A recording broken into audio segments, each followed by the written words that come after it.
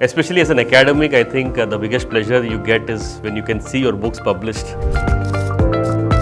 Indian temples or Hindu temples have been existing for so long, right? And there have been so many discussions around the reasons, right? And there's a lot of political narratives also around it. How would your research project kind of look at it from the academic lens? That temples are not only places of just worship and congregation. The understanding of temple is absolutely different what it actually is. Any controversies raised regarding my research project, I suppose it will be quite pointless because I'm not pushing a political agenda here. I'm just bringing out what is my view of historical truth.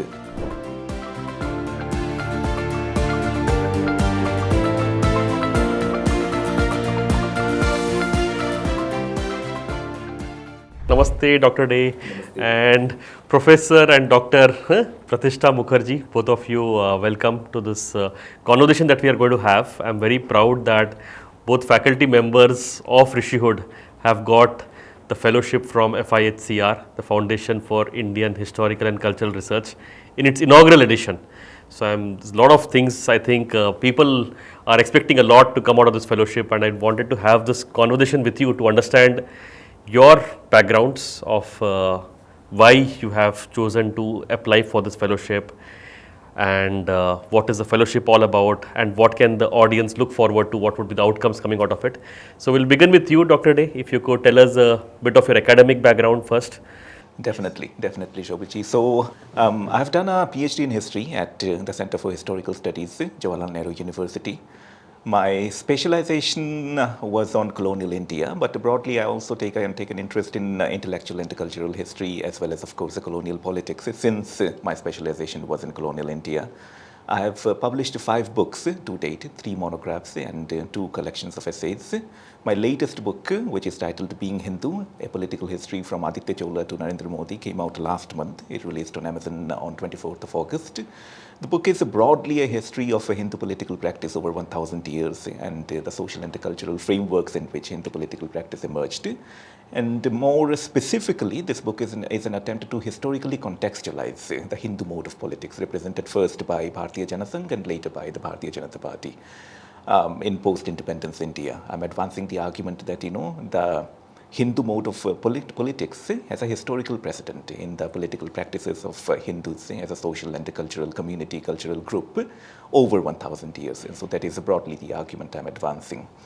Now, talking about this fellowship, this is of course a tremendous honor as well as a tremendous opportunity to do some fruitful, worthwhile historiographic work. I'm greatly indebted, grateful to FIHCR and the Foundation's director, Dr. Vikram Sampath ji, for choosing me for it.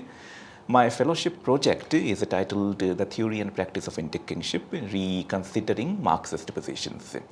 And in this research project, in this fellowship project, I intend to develop a systematic critique of some Marxist historiography. Commonly what we see is that Marxist historiography presents Indic kingship or Hindu kingship as socially exclusive and mainly suppressive towards the social body. I want to advance a contrary idea through textual evidence as well as documentary evidence. I want to advance the idea that Indic kingship was not, or Hindu kingship was not socially exclusive. It catered to the social body at large and it was not chiefly suppressive. On the contrary, the king wielded mainly moral and ritual authority over the social body and discharged welfare functions towards the social body. So that's about it. Thank you for that elaborate introduction. Especially as an academic, I think the biggest pleasure you get is when you can see your books published and on different bookshelves, and you got 5 of them published in a very brief span of time since you have completed your PhD and got into academics. So congratulations once again. Dr. Mukherjee, from your side, if you could tell us a bit of your academic background, it's very exciting, I know that. And what motivated you to apply for this fellowship and what's the research project about? Yeah. I'll just give a brief introduction about my academic background, that I'm a PhD in archaeology and ancient history from the MS University, Baroda, and I was working with the Archaeological Survey of India, and during this time of course, I have explored and excavated several sites. I have been to several temples, and that was my motivation to apply to this fellowship. So I'm really grateful to FIHCR and Shri Shri Sachidanand Bharati Swami Fellowship for providing me that, and Dr. Sampath for choosing me for this fellowship. So my project, which is titled, is that Indian temples as the custodian of Bharatiya culture. And since I specialize in early historic archaeology, ancient Indian art and architecture and sculptural studies, so that was my basic motivation towards understanding that how India as a identity and how the tangible forms in temples and art, it has survived for so long. Even though after so many things India has faced, it is still standing strong. That is my idea to understand. Through this project, I am trying to understand, document and meet people who are in this field and understand a different point of view, not only just textual and archaeological, but also a cultural background, because everything has an explanation regarding to that. So my project is going to aim that only. Okay, thank you for that. Especially your archaeology background and how that is moving into the research project that you have just started. So, see, Indian temples or Hindu temples have been existing for so long, right? And there have been so many discussions around the reasons, right? And there's a lot of political narratives also around it. How would your research project kind of look at it from the academic lens?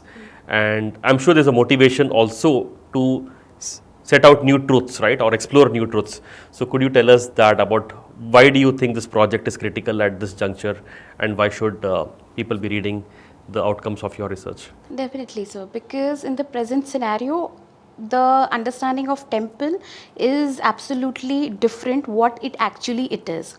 Even in my research articles, and in fact in my this present project, I'm going to make it understand that temples are not only places of just worship and congregation, but to understand your intrinsic values which have been embedded in us for a very long time, and those tangible and intangible forms, how they are coexisting with each other.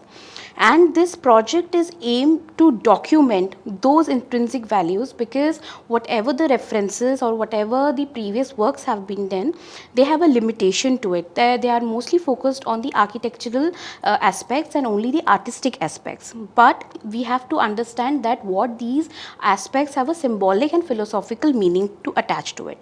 So my main aim is to analyze this and document them at the same time, and to understand the cultural continuity, how it is going around, because temples are still built in the same structure. We are still following certain rules of creating temples, or even any structure we are following Vastu Purusha Shilpa Shastras. So how are we have evolved them, how we have changed them, but they are the important intrinsic values, they are still existing under us. So I'm just going to understand, analyze and document through my research work. So you're saying we have to look beyond the outer structure. We have to see what is the, as you said, values, and what is the symbolic meaning of those things that we see, as well as it has the cultural continuity, right, and also evolution in some sense, right, because things have changed over a lot of period of time. Though there have been some scriptural texts that guide the temple architecture, things have also been changing. So would love to look forward to reading what you are going to research on. Dr. Dey, you mentioned about why looking at Indic kinship is important, and there is also historical continuity of that. But in the current political narratives, whenever somebody talks about Indic kinship, the closest translation would come to perhaps a Hindu Rashtra or something. It always gets muddled in these political controversies that are there. Whenever anybody says that there is a Hindu view of polity, politics, kinship. So how are you going to navigate these things and get your point across, or how do you plan to approach your book or the research project that you're working on? Well, Shobhitji, if any controversy is raised regarding my research project, I suppose it will be quite pointless, and that will be a completely pointless controversy, because I'm not pushing a political agenda here. I'm just bringing out what is my view of historical truth. Now, as far as I'm concerned, it is quite obvious to me is that a certain form of polity existed in ancient and early medieval India, which may be termed Hindu kingship. because it derived from the moral and spiritual frameworks which we today identify with the religious tradition that is Hinduism. So a certain form of political practice, a certain form of rule, kingship existed in the bygone era, which may be termed Hindu kingship. And as about what we derive, the message, the political message that we derive from it, that the audience derives from it, it is upon them to decide. I'm not handing down a message, leave alone a political message, so to speak. I'm a mere academic. I'm not an agenda pusher. So I'm just going to undertake my academic project and carry it to its logical fruition. That's about it. So I agree with that you'll be presenting facts as they are, and you think this subject has been understudied in the past, right? Particularly from this lens that it's an Indic kinship model, and there is some similarity that all of them you would categorize them as Indic kinship, right? But why would you think that this has been a lesser studied topic in the past, especially from this lens that you are saying? Well, yes, that's a very interesting question. One reason is that, professional historians and especially Marxist historians dismiss the existence of a religious framework that we may term Hinduism in ancient and medieval India. The term that they use instead is Brahmanism. And their point of view is that the religious tradition or the set of spiritual and cultural practices that today we identify as Hinduism did not exist 1,000 years ago, leave alone 2,000 or 3,000 years ago. According to them, this entire tradition is a colonial era invention. So they wouldn't posit or postulate anything like a Hindu kingship in the ancient and early medieval periods or in the later medieval periods as well. Now, my position is that there is a direct consonance between the contemporary religious and spiritual practices which we identify as Hinduism and the other spiritual cultural practices which existed in those ages. And so my argument is that we can retrospectively identify Hinduism in the ancient and early medieval periods. So I do not hesitate in positing or postulating something as Hindu kingship, but then the Marxist historians who dominated Indian historiography for so long do not do that. They are very averse to the idea of Hinduism in these ages, which I'm referring to. And as I said, they argue implicitly or explicitly that the tradition that we today identify as Hinduism is actually a colonial era invention.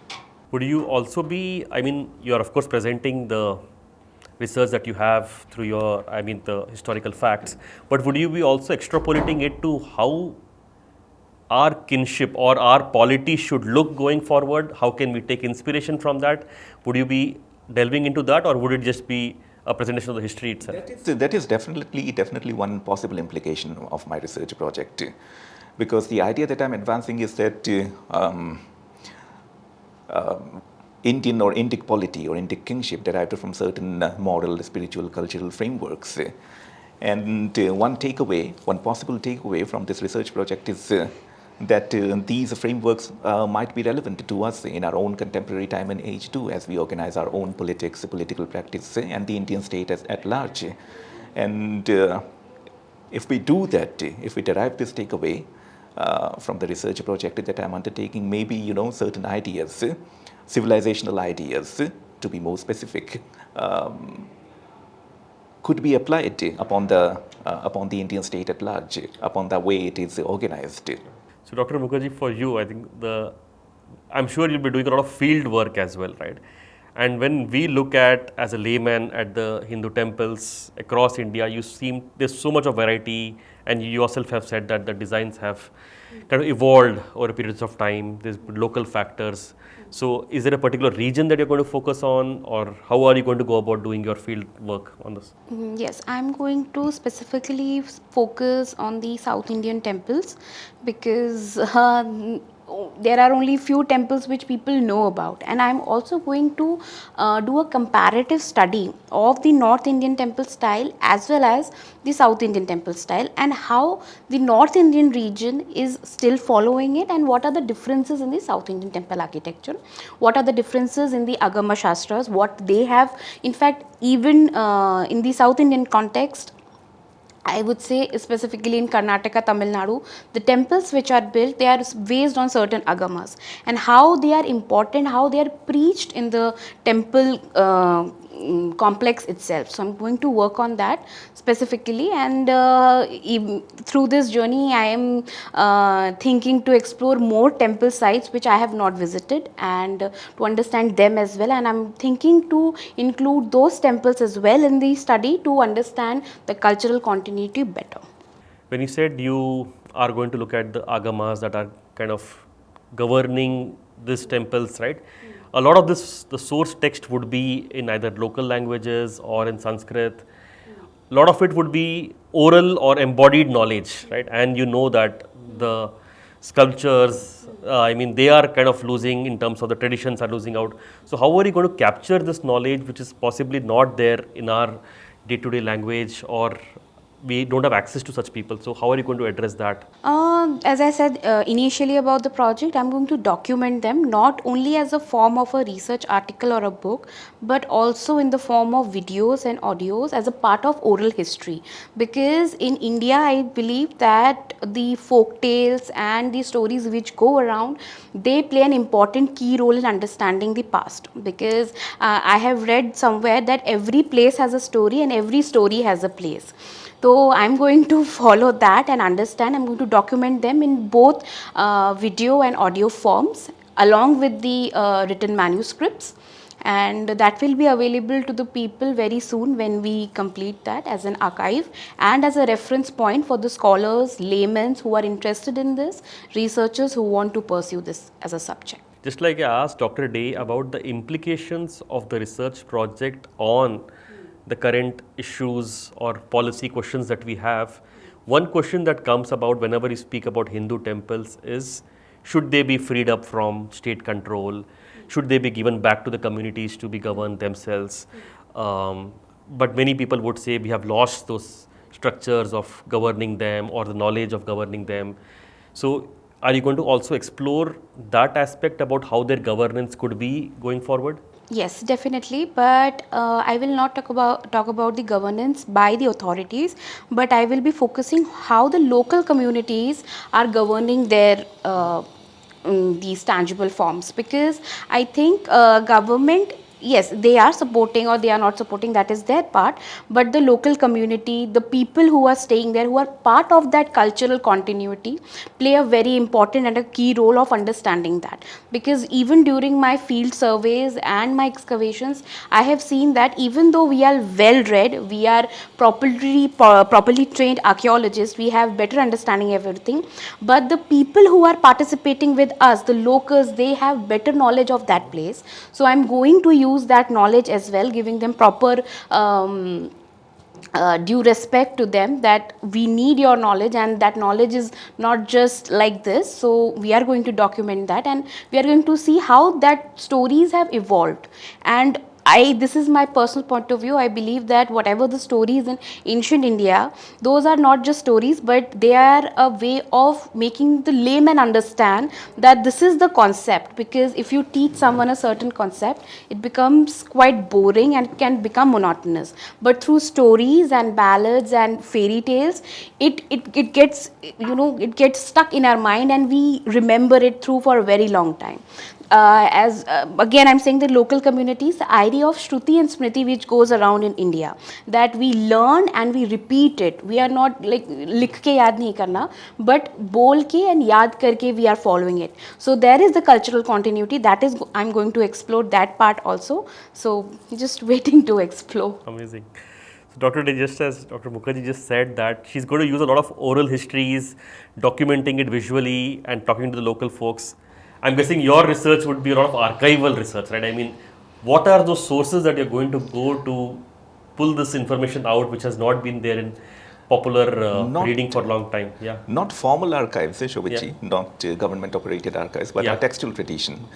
So could you give us some references that you will be looking for, or where do you find such well, material? For the time being, Shobhitji, the textual corpus that I intend to look at are the Vedas, and chiefly the Rig Veda among the Vedas, the Puranic literature, Smriti literature, and so on, the Arthashastra to some extent, just to derive from this the textual corpus the moral prescriptions regarding kingship, as to how a king was meant to function morally and ethically in relation to the social body that they governed. So that is one part of the Any documentation. time duration that you're looking for? I mean, Yeah, would you look at tentatively, yeah? tentatively a millennium-long period. Okay. I intend to focus as of now on the three polities, the Satavahana, Pallava and the Gupta polities, because I suppose at least two of these three are somewhat understudied. And my personal hunch is that, and my personal position is that a distinctly dharmic model of a kingship began to emerge with the Satavahana dynasty, which ruled central India broadly, Andhra, Telangana, to some extent Maharashtra, the Deccan Plateau, from the 1st century BCE until the 3rd century CE. And then I move on to the Pallavas and eventually the Guptas. Okay. So you're going to look for the principles in the earlier text like the Vedas or the Puranas, and then you're going to see how it manifested in Yeah. these specific kingdoms, right? In Definitely. terms of The Vedas are, of course, not contemporary with these Yeah. polities. They were Yeah, composed definitely. long before. Yeah. So, in this case, my idea is to see whether the moral prescriptions regarding kingship survived Okay. in Okay. practice until this period, until the period when the Satavahanas came to power. And then again, the Puranic corpus and to some extent the Itihasa corpus too, which I forgot to mention, the Ramayana and the Mahabharata emerged in a cogent form contemporary to these polities actually. The Satavahanas, by the way, are mentioned in the Puranas, so also the Guptas to some extent, as far as I can remember. So I'm going to see what is happening in terms of an interplay between the praxis or practice of kingship and the moral prescriptions regarding kingship, which are being provided by this textual corpus. What is the nature of the interaction, as I said, and to what extent the moral prescriptions are being interpreted into policy or practice by these policies. It is a very interesting period, actually, because for the first time, as I said, a self-reflexive model of Indic or Hindu kingship is emerging. It is becoming very cogent, perceptible. And contemporary to this process, a lot of a textual production is taking place. The Itihasa tradition is taking its final shape. The Puranas are being composed. The Smriti literature is being composed. And in each case, in each of these textual bodies, you have prescriptions regarding kingship, moral prescriptions regarding administrative practices, economic activities, and so on. So, as I said, I want to look at this very interesting interplay as to what is happening. Thank you. I think all of us are looking forward for the outcomes of your research work that you're going to come out with, and we'll have more such conversations. But before we close, I would want you to perhaps give a message to all the young researchers out there. I mean, why do you believe that this area of research that you have chosen, you would want many more flowers to bloom, right? And follow the work that you will possibly start, but you will need many others to work on it. So, any message to them about how should they look for this, or what are those areas that you find it interesting that others should also choose as research topics? So, any message to them that you would want to share? Shobhit ji, regarding this, let me begin with a little story. Once I read, or I was told about this story. I was told this story about a young poet in China, and this great teacher of grammatics. This young poet went to this great teacher of grammatics and asked him how I can become a better poet. And the teacher told him, learn all of grammar that you can, and then forget about it, so that you become a poet in the most true and in the truest and the most genuine sense. So my message to begin with to the young researchers is that get familiar with all conventional historiography, conventional academic work, then as far as possible, forget about it. Look at it critically and then forget about it. Form your own convictions and go out into the field, be the archives, be the libraries, or if it is anthropology or sociology that you do into the villages, towns of our country, with your own convictions. Be unprejudiced and as far as possible look at Indian realities, historical phenomena, social, cultural realities in their own terms, unencumbered by Western theory. So this is my message to the researchers, and if they do this, I suppose they will come across and come up with very original ideas and very original perceptions of reality. We have to look at ourselves in our own terms, with our own language. Amazing. What we say here at Rishihood also is learn, unlearn, and then relearn, right? So in that sense, you are kind of going to assimilate all the knowledge, but then be original once again to go back with a fresh mind and assimilate what is out. Otherwise, you will be always having this filter and you'll not be looking at things the way they are. Right? So thank you for that. Dr. Mukherjee, your thoughts on what would you want to share with our young audience there who want to follow your footsteps? So I think that my work, like whenever we talk about art and architecture, so the only books which we refer are Percy Brown and Edith Tomery. But at the same time, we have proper books on art and architecture, that is Manasara, Shilpa Shastra, Samrangana Sutrathar. But the problem is that they are lost in translations, because the translations which were initially made, because the problem with the translation is that the important meaning is sometimes it is lost. So through my work, I'm trying to compile all of these works and to understand its actual meaning, because they are Sanskrit text, and I have to also buckle up and start studying Sanskrit again. So this will be a new way of approaching the temple architectural studies, the literary sources which are available to us, and this will act as a very important addition to the knowledge which is already going on. So I would think that even though this project will be a success definitely for all of us, but I think that students or the researchers, young researchers, should have their own point of views and understand from their point of views along with their own evidences and how they are going to approach it. Amazing. Great inspiration that among those two books that you mentioned, possibly yours would be an original way of looking at things, and it'll add to all the literature out there, and all the young researchers would make it a reference material going forward. So all the best to both of you, very amazing projects, and I'm sure the outcomes will be as equally good, and we'll all look forward to that. Thank you and all the best once again. Thank you. Namaste. Thank you.